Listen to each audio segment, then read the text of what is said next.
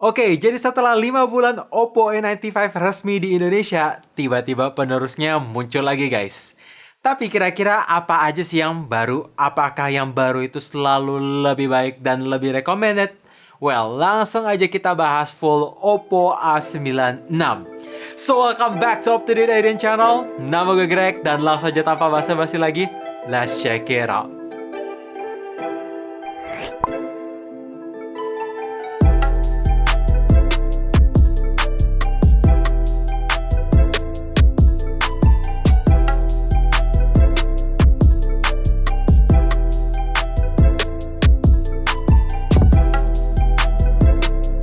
HP ini menggunakan chipset terbaru lagi, masih dari Qualcomm seperti yang kalian suka, yaitu menggunakan Snapdragon 680 dengan sistem fabrikasi 6 nanometer.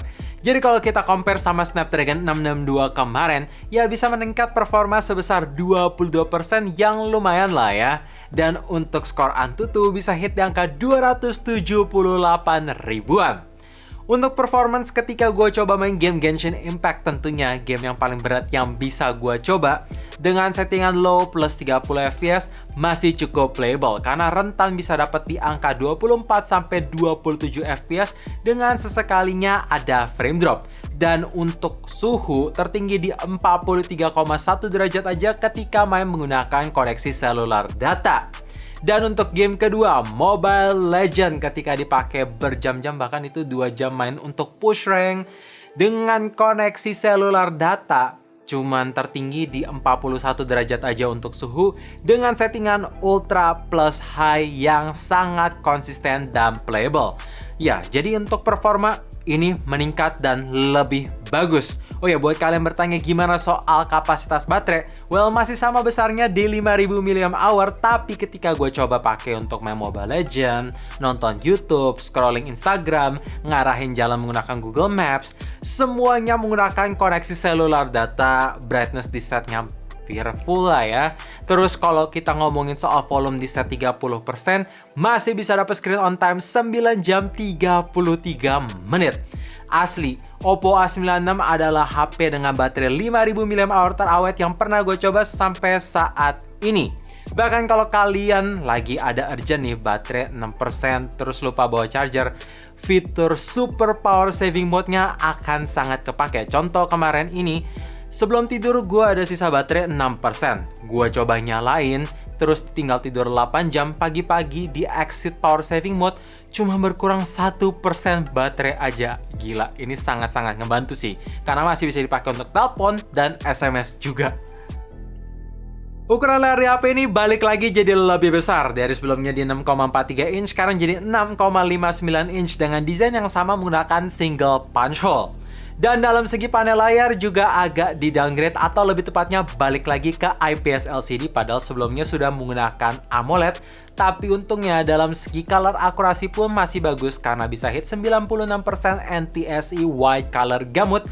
Jadi ketika gue pakai nonton ataupun scrolling social media sana sini, warnanya masih terlihat colorful, berwarna, layarnya tajam karena sama-sama masih menggunakan Full HD+, dan brightness-nya pun masih sama terangnya di 600 nits.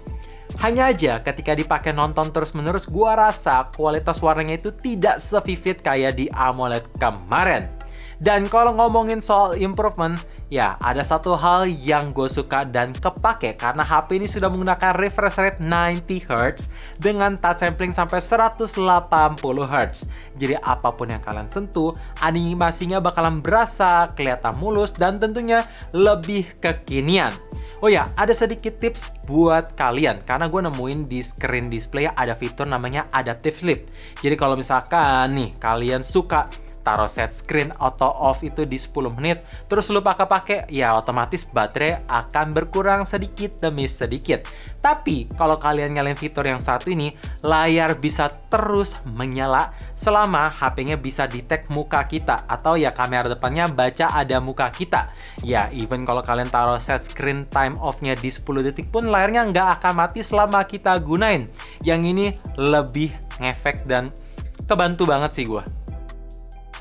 Setelah banyak orang termasuk gue pribadi bertanya-tanya kenapa Oppo A95 kemarin masih menggunakan single speaker, Ya, akhirnya di seri penerusnya sudah menggunakan sistem stereo speaker atau ada dua speaker yang penempatannya pertama ada di bagian earpiece dan satu lagi ada di bagian bawah kanan yang menghadap ke bawah.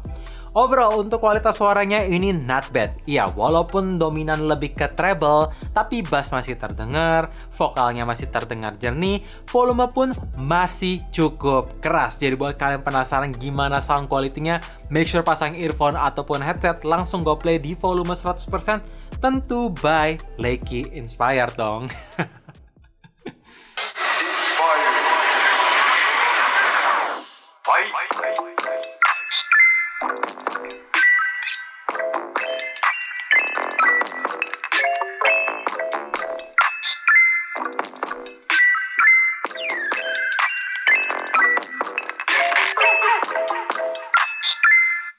Ya, kayak gitu. By the way, port jack 3.5 juga untungnya masih ada.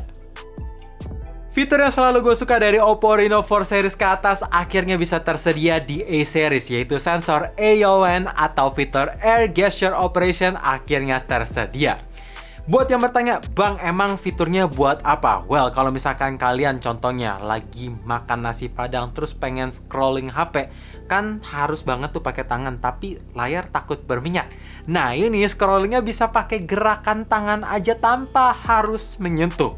Keren banget. Dan walaupun memang cuma ada 4 aplikasi yang support aja, yaitu YouTube, TikTok, Instagram, dan Facebook, tapi untungnya ya ini aplikasi yang paling sering kita pakai.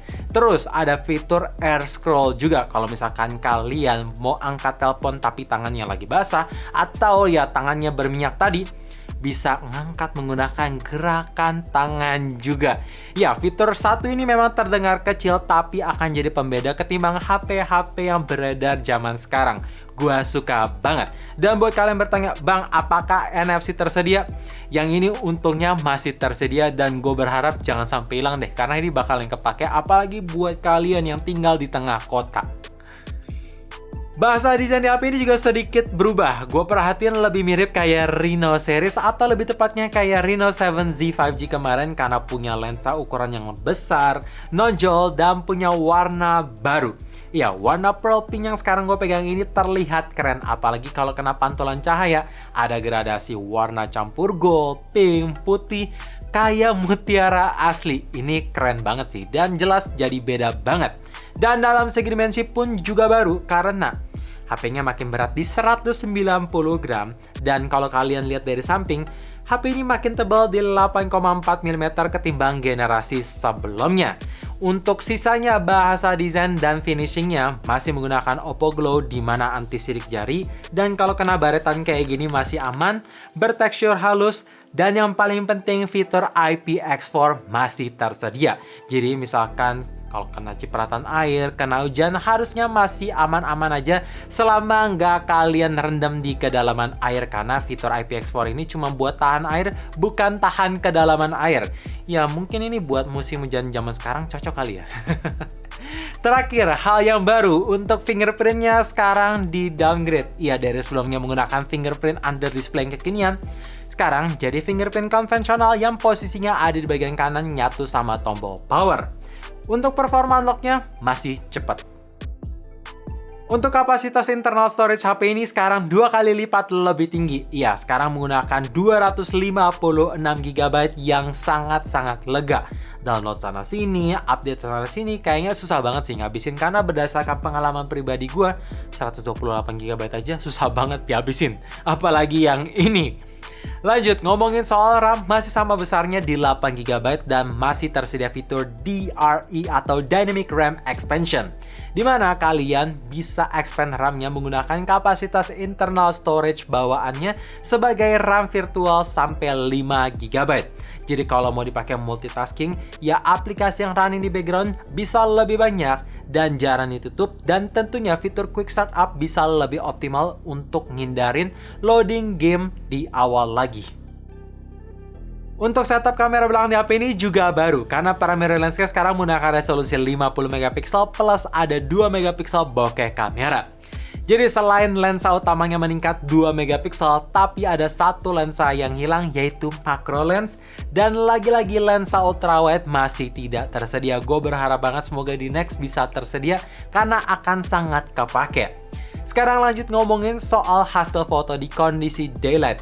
Dalam segi warna ya bisa mendekati natural, dynamic range ketika foto-foto pemandangan masih terlihat bagus, tapi dalam segi detail rasanya masih kurang konsisten. Ketika gua foto menggunakan mode auto yang langsung cekrek aja, highlight itu masih terlihat kusam di beberapa spot dan detailnya soft. Tapi ketika gue mainin exposure, detailnya bisa sedikit lebih meningkat dan highlight pun bisa lebih baik. Sekarang ngomongin soal kondisi low light juga rasanya masih perlu banyak improvement. Ketika gue foto-foto dengan cahaya terang ya, cahaya dari gedung, itu detailnya soft banget. Tapi ketika gue coba foto-foto dengan kondisi sekitar itu balance, nggak ada yang terang satu sini, sana sih ya, pokoknya nggak terlalu dominan cahaya, detailnya bisa tajam. Jadi lagi-lagi mesti dimainin exposure biar highlightnya bagus dan detailnya bisa lebih meningkat. Terus gue coba aktifin fitur night mode, ya dalam segi detail bisa lebih konsisten dan lebih tajam sedikit. Tapi noise dan grain itu makin berasa. Ya wajar sih memang ini chipset baru jadi masih perlu banyak optimization. Apalagi seiring laut software update harusnya nih ya bisa membaik. Jadi ya kita lihat aja ke depannya. Dan untuk kualitas video sangat disayangkan tidak tersedia IIS di kamera belakang maupun kamera depannya juga. Gue nggak tahu kenapa padahal dalam segi chipset harusnya HP ini ya bisa support electronic image stabilization. So guys, itu dia hal baru yang ada di Oppo A96. Semua yang di-upgrade dan yang dihilangkan di generasi sebelumnya bisa kalian lihat sendiri. Memang karena ini generasi penerus, otomatis lebih banyak upgrade-nya dan rata-rata upgrade-nya sih kepake dan berasa banget untuk everyday use. Tapi yang menjadi pertimbangan memang di panel layar dan kamera aja. Mungkin kalau kameranya diimprove menurut gua ini bakalan lebih mantap lagi. So thank you for watching, jangan lupa like dan subscribe channel ini sekaligus nyalain notifikasinya juga supaya kalian tahu kapan video baru diupload. And as always, stay safe, stay healthy, dan stay updated with up to date.